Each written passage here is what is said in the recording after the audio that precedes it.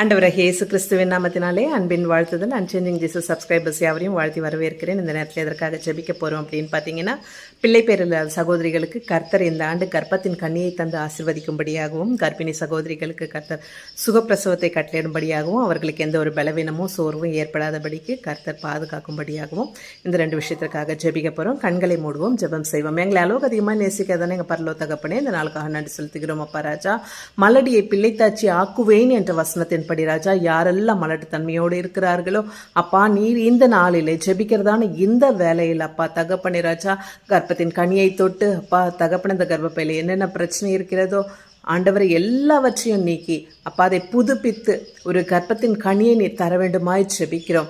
ஆபிரகாமும் சாராலும் வயது முதிர்ந்த நிலையிலையும் அப்பா ராஜா அற்புதமாய் கர்ப்பத்தின் கனியை தந்து நீர் ஆசீர்வதித்தீர் அல்லவா ராஜா.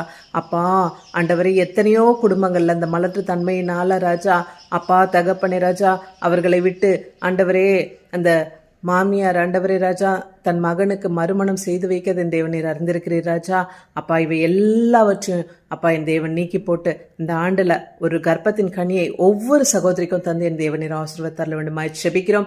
கர்ப்பிணி சகோதரிகளுக்காகவும் பாதப்படியில் வருகிறேன் தகப்பனே.